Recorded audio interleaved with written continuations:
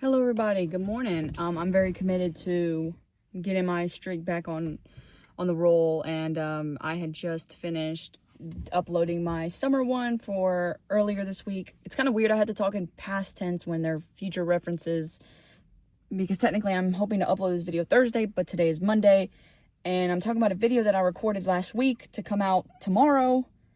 And as confusing as it is, I'm here, you're with me, and sticking by me as I explain it. So, as always, welcome back to Leashed On, a podcast where I'm leashed on to a certain topic for 15 minutes or more. Should do 15 minutes or more. I just really wanted to talk about, kind of a really sucky situation I had. Again, I think this is my audio journal, and not saying, I don't think there's anything wrong with somebody who is open about their life, or I hate the word oversharing, because for there to be an over in a so broad word like sharing, it makes no sense. Because if I share my food, can you overshare food? Well, hypothetically, if I had a grand supply of food, how could I overshare it if there's always a constant need for that food? Like, let's say I had a big old grain mill. I don't know if that's a thing. Sorry, maybe wheat mill. And I give it to a bunch of starving children. Would that be an instance of oversharing? No. They are lacking, and I have the surplus and I'm giving it. There can't be no over if they're here and I'm technically up here, and I'm losing supply and they're gaining food to balance out. That's not over. That's meeting in the middle to balance it out.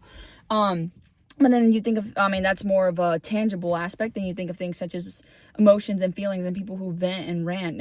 Is there really a sense of oversharing? Because I think everybody's comfortability is different. It takes a lot to make me uncomfortable. I think that there have been times I have been the feeling of uncomfortableness sucks for me, because I can tolerate tons of stuff. A lot of the average person can't. I can tolerate a lot of stuff that my friends can't. And I'm not just talking about tolerate to sound cool. I'm a tough guy. I can look at gore and I can look at people throwing up and I can see people crying and whatever. But it's just I don't find things that a lot of you took a survey of things that make people uncomfortable, usually probably be horror movies or maybe being touched up on. I don't know. It takes a lot for me to be uncomfortable. And I recently did have a moment where I was just totally uncomfortable. It was actually yesterday. I was really, really uncomfortable. I had went to an event, and I had first gotten really excited about the event because I was invited to it, and usually yes, I'm the type of person that's very impulsive. Hey, you want to go do something? I'm down. Let's go do it. But this was a person who rarely doesn't make many plans with me. So it's the plans we make, I cherish them, and I'm yes, because I know if I were to make plans, they'd be rejected on their end because they have their own things going on, and due to certain circumstances, sometimes it takes a while for us to just even have a get together. So knowing that they had, started one was awesome. I was yes, let's go. I'm so up, and I got really excited for it. And I don't know why, but a part of me was just don't show that you're excited. And I was okay, that's a little weird, because I do like to show that I'm excited. I like to show that I'm happy. That's the type of person I am. And so I was pumped. We were planning for it. We talked about it. And so then yesterday comes. We had made that plan a week ago. And then yesterday it came, and I just didn't feel like that person wanted to be there. That person had made multiple jokes saying that they'd rather be, golfing, rather be, at Disney than here. And I just didn't feel really appreciated. And I felt uncomfortable in the sense that it's you invited me here. You're not appreciating the time we're having together, and not much conversation was being striked up to, make the most out of it. I try to be a bit more optimistic, and even though that really, really hurt my feelings and left my head stuck in the mud, I still tried to, ride the rides. It was an amusement park, and enjoy what was around me. Thank goodness it wasn't just a one-on-one situation. It was more people, so I was able to engage with others and be able to laugh and exchange different words with others that didn't have me so solely focused on that. But that was probably one of the most recent encounters I can explain that made me completely uncomfortable. I had been myself and then would be shut down by that person and being told that we were playing charades, and when I was trying to act out and maybe I didn't do it in the best way, because charades is quick. You have to try to get buzzwords to help that person figure out what the word is, and you can't say it, so that's a big language in itself. They would tell me to shut up, and then I don't know what I'm talking about. And when I would place any sort of opinion or just my feelings on anything, it'd be berated on why I'm thinking too deeply into it, or why I even am thinking that way. And for me, it sucked because I had admired that. I put this person on a pedestal a lot, and it was really rough to see them belittle and being really rude to me. And for me, that was a moment where I was like, I gotta stand up. I gotta stand up for myself. And it's not even just like a pride or ego thing. I don't have friends like that. I never have, and I never will. I do harp on myself that, I can't take sarcasm and I can't take insults. But if a bond between me and somebody else is more sarcasm and insults than there ever is appreciation, I don't want it. I will not flourish in a bond like that. The person can be great. The person can have amazing morals. We can align on multiple things. But I don't want a person like that in my life. And that's not even saying romantically. I don't want a friend like that. I don't want to be around people that I'm hanging out with them and actively in the moment I'm feeling so shitty. Or I go home and question, was I being too much? Then it comes back to the point of oversharing. Was I overly being myself? Is there any sense to overly do something that has no minimum or maximum? No. That's where I say no. That's where I say that the concept of anything over is stupid. And not stupid in the sense that it doesn't make sense, but stupid in the sense that you can't label a quantitative word next to a word that you cannot measure, such as oversharing. You can't measure sharing, so how could you possibly over or underdo it?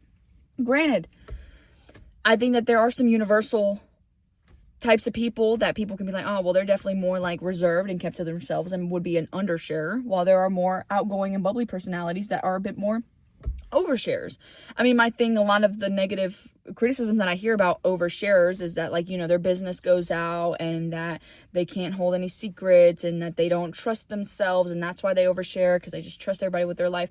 But at least speaking from somebody who I have been told that I'm an oversharer, I do it in the sense that I'm not going to be reserved to people who want to get to know me. And it's not in the sense that, I meet somebody and I tell them all my deepest, darkest secrets. It's also, I'm not ashamed of anything I've done. And to be fair, I mean, there are some things that I have lacked in. I have been wrong in. I have wronged others. I have even hurt others. And I can completely admit to that. But in the same sense, I don't let myself be shamed about it. I've spent time shaming about it. Granted, when I was younger and closer to moments in those times, yes, I would be in horrible pits and feel nothing but shame.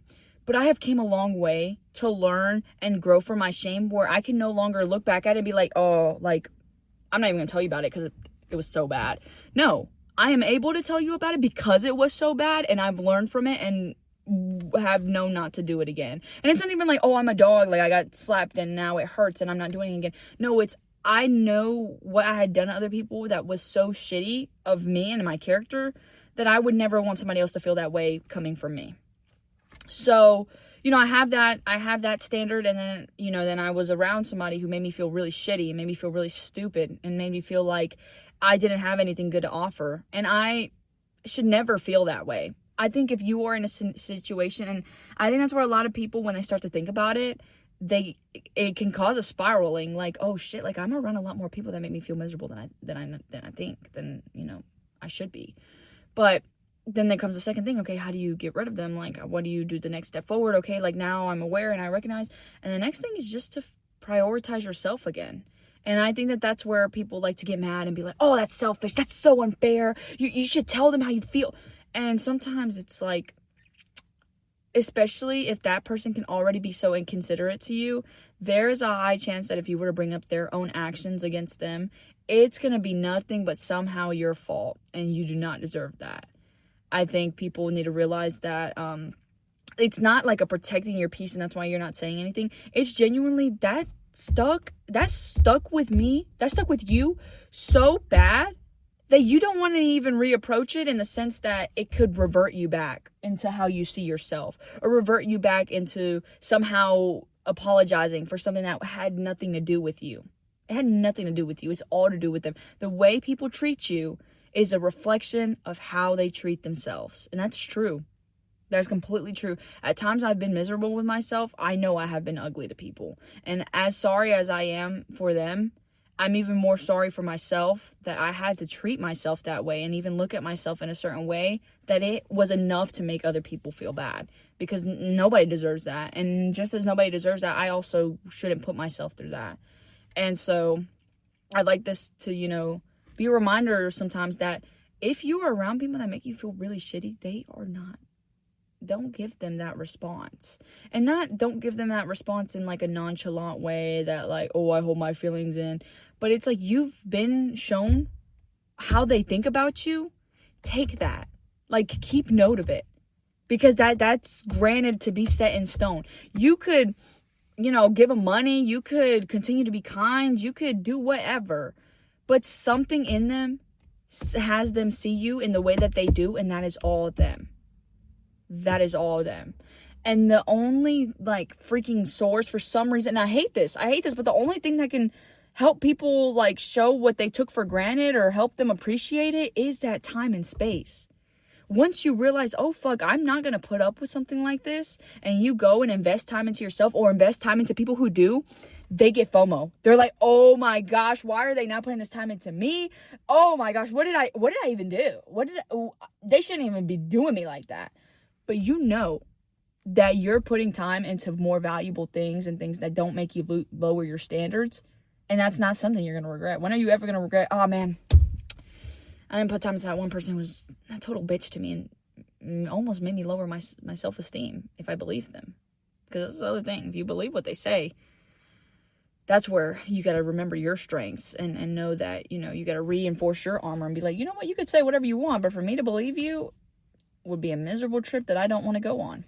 And I honestly have struggled with that before. I have been around some people that made me feel really crap about myself, and I would believe them. Then I'd be like, oh guys, like, I'm sad. And then it's like nobody could help me because I had enforced that belief in myself. I had, for some reason, only been able to see me in the way that people who shouldn't be giving advice do. If I wouldn't even take your advice, why am I going to believe the way you see me? That don't make sense. And there's people like that who exist in this world, and I mainly think that their sole purpose is because they have their own struggles in life, and hopefully, I do pray that everybody, if whoever you're thinking of when I have been talking about this whole segment comes to mind, I just hope the best for them. But in the sense that you're here with me, I can remind you to put on your armor, and be proud when you stand up and use that armor. To be fair, you're not using the plates to throw and hit them. The plates are there for you. And it's only their bullets that are going back and reflecting on them. They can be hurt by it all they want, but you're just there. You're just there. And when you take that space and that distance to prioritize the things that matter to you, they are going to get that FOMO. They're going to get that FOMO. And it's weird that it has to work that way. People have to appreciate what they have once they lost it. But as always, actions will always speak louder than words. They can tell you everything you want to hear. They can be like, you know what, like, I really miss you, and I see us going somewhere. But are they acting like it?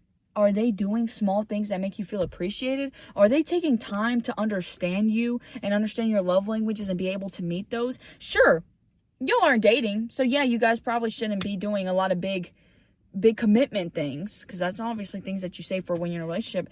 But they also should be putting in effort to make you feel appreciated and wanted and somewhat like, dang, do you even got a crush on me? Do you fuck with me for real? And if you can't be able to tell that, let them miss out on you. Let them miss out on you. Because in the sense that it's, you're doing your own thing. And then sometimes you might try to think about it and be like, dang, no, I'm missing out on them. Like, I'm not even being able to talk to them if I put that distance, or what if they find better, or what if, they stop liking me and they go for somebody else. That's when you say, let it be. That's when you say, let it be. Because if you spend most of the majority of the time when you're taking that space, investing in yourself and investing into friends and family who care about you, what real loss have you gained? What real loss have you gained? If anything, that's all positive. Sure, you lost somebody. Let's say, wow, y'all have known each other for years, and this is a friend that's treating you so bad, and you guys have known each other for so long, and you know their family, you know their middle name, you know all their pets' names. Like, I don't want to let him go. I don't want to let him go. So you're okay with tolerating the disrespect and somebody being mean and insultive to your character because of time? But that same concept of time, if you were to apply it to putting that time between y'all's bond, it could be the very thing that you're deserving of. You know, you say, oh, well, we've known each other for such a long time.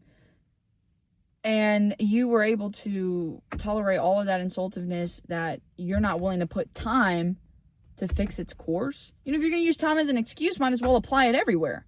If it's an excuse for you to keep the bond, it should also be the same excuse for you to be able to put some time within the bond and be able to grow the bond. And if anything,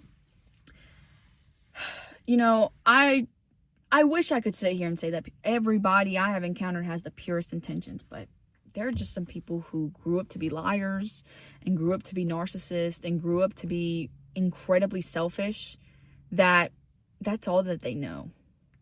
And if they're not willing to understand the pain, like be empathetic in the sense that their actions hurt somebody else and they don't go out of their way to fix it or adjust it or give you an apology, you're not really losing nothing in that bond. And sometimes it sucks because, you know, I've had buddies I've known for a long time and they just choose to keep around or stay close with very ignorant minds or very bigoted minds, or be around people who tolerate things that they even don't, and then tolerate things that they know I don't. And truly, in that point, it's guilty by association, and it sucked. I did take some space from somebody I had been friends with a really long time. We had traveled together, and I realized, you know what? You tolerate being around people who have very strong and bigoted beliefs and tend to be very insultive to tons of minorities, many minorities that I identify with, and you're okay with that. That's fine. You could be okay with that, but I'm not okay with that. So I'm taking that respective distance, and it sucked. It sucked because seeing them like unfollow me and seeing them, you know, make plans that we had made, I know that if we were still in contact, we probably would have done together. It sucked seeing all that happen without me in the picture. And I think to realize, you know, well, that does suck and that feeling hurts, but I know it hurts way more what they tolerate, because what they tolerate is completely against what I am as a person. And it's not fair for me to betray myself like that. And sometimes it's being able to redirect your mind that no, like it's okay. It is okay. And I think being able to gentle parent yourself goes a long way as well. What does it hurt? And if your mind and your voice and your thoughts are the only thing that are personal to you, what does it hurt that little bit being positive? That little bit being on your side? Because with enough time and enough gentle parenting, you know, gentle parenting doesn't mean kissing up to your kid. It's just punishing your kid in a very gentle way. I mean, granted, when I work with kids, when they get in trouble, I'm not sincerely like, you know what, you got in trouble, but let's forget about it. We're going to redirect it. No. I talk to them and give them that respect. I give them the chance to explain their side of the story. I ask them certain questions to help guide their thinking, like, hey, don't you think that you shouldn't have laid your hands on little Johnny? You're bigger than little Johnny. Little Johnny shouldn't be having hands like your hands on him. You guys are supposed to keep your hands to yourself. Sometimes redirecting certain thoughts that you have may not just be, you know, justifying or insanely belittling how you're feeling, but rather give you that redirection to be able to stand by your side and to be able to support yourself. Again, when you're the only one with your thoughts, what harm is there in those thoughts being nice and positive? And sometimes it sucks. Especially for me, I like to be on good terms with everybody and know everybody. And there have been times I've sparked connections and I knew I shouldn't have. I knew I should. I've rekindled some flames that honestly would have been better if we had just had that one catching up conversation and left it at that, because their character has, you know, betrayed some people around me. And with how loyal I consider my personality to be, I did break that. I broke a little bit, knowing that, I rekindled a flame with somebody who I know has hurt. Maybe somebody who's like a friend of mine who's not even in my life still, but I know what had happened. And I still, just because we're not friends, mean that I go make it good with somebody who they're not good with. But to know that even there was a problem with me in the mix, I went out of my way to go fix that problem. Like, my friend didn't like you, but you got a problem with me, so let's fix that up. And in the sense of rekindling flames like that, sometimes it's in the sense that I should just have that conversation and left it alone. Not got it anything bigger or grander than that. And then when the time comes, that connection gets severed, and then it sucks because it's like, let us be more than what I intended to. And now I actually had lost somebody that has gotten to know me more than just like a simple catch-up conversation. And I think in senses like that, that's where, not that I get ashamed or I regret how much I shared, but sometimes in moments like that, I'm like, well, our bond shouldn't have went as far as it did. And not in the sense that they suck or I suck, more in the sense that, sometimes people move and then you get close, really close, and then they leave, and then you're like, well, now I'm left with, a cascade. Or sometimes you rekindle bonds with people who have hurt you multiple times and you try to continue to forgive them, but they do nothing but disappoint you. And then it's like, dang, I should have known that was coming, but, I wanted to think differently. Or sometimes you rekindle bonds with, honestly, people you shouldn't have, people who have maybe hurt your friends or your family, and you maybe want to be the mediator and sometimes try to fix things between them, or try to just see what everybody's talking about and why you're such a bad guy, and go out of your way to make that connection. And sometimes there are connections that you can sort of like, maybe I shouldn't have went out and gave out that hand when it was unnecessary. Like sometimes when I catch up with people from my past, I do enjoy, like there are some people I do a great job of like catching up, like, man, how you been? Oh man, that's good. Like, I hope to see you around. I hope to hear that you're doing well. Like, keep it at that, because we tried to be close at one point in our lives and it just didn't work. And then there are some other people that it's sometimes like, I remember why we were so close and I tend to forget why we fell off. And then it's like, oh man, this is fun. And then end up being like, but there's a reason why we had clash. There's a reason why we had fell out. Or sometimes new conflicts arise and then you have to admit some wrongs, or sometimes they do. But nonetheless, just wanted to remind you guys that things like oversharing are quite literally just buzzwords. You can't put quantitative words on something that's immeasurable. You could never do that. I guess another example is things like boundaries. You can't also tell somebody what boundaries are right or wrong, because they're their boundaries. They're drawing that line because they don't want somebody else to cross their line. So things like that I just have been seeing in my life and decided to talk about it. So with that being said, I hope y'all stay awesome and cool, and I'll see you guys later.